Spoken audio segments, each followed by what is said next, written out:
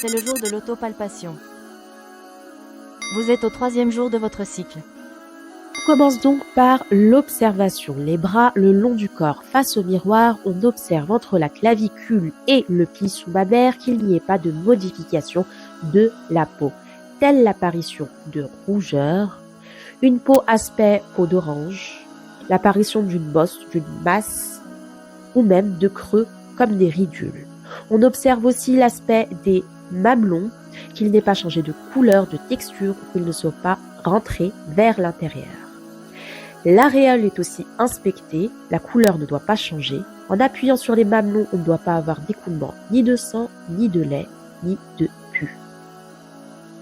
La masse tumorale, telle une araignée, va venir tisser sa toile et modifier son environnement.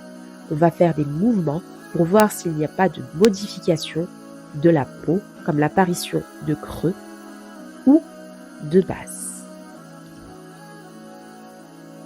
On passe ensuite à l'autopalpation. À l'aide de la main opposée et de 3 doigts, on va venir pianoter tout au long de la zone. Comment différencier une masse suspecte d'une qui ne l'est pas? Eh bien, la masse n'est pas forcément une tumeur, mais peut-être un kyste, un nodule ou une autre masse bénigne. En fait, la masse non tumorale sera mobile, elle passera d'un doigt à l'autre quand on pianote dessus. Les contours seront lisses et elle est ovalaire. Quant à la masse tumorale, elle sera immobile, les contours seront plutôt hérissés et elle est dure.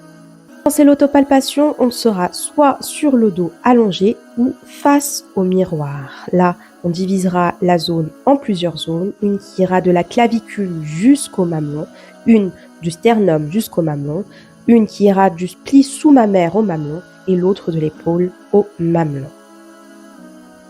On va donc venir, grâce à nos 3 doigts, pianoter sur les différentes zones prédéfinies, toujours de l'extérieur vers l'intérieur. On ne néglige rien et on réitère l'opération sur chacune des zones qu'on a déjà définies en étant attentif à la sensation qu'on a sous nos doigts. On ne néglige surtout pas la zone ganglionnaire au niveau de nos clavicules et celle présente au niveau des aisselles. Pareil, avec nos 3 doigts, on pianote et on enfonce pour essayer de ressentir les ganglions, voir s'ils sont gonflés, durs, s'il y a une sensation de modification de leur environnement. En cas de doute, on n'hésite pas. On consulte un professionnel de santé. On peut aussi profiter de notre rendez-vous annuel chez la gynécologue pour parler de nos doutes et de nos craintes. N'hésitez pas à me suivre sur la page Instagram iminia.santé ou sur la page perso LinkedIn.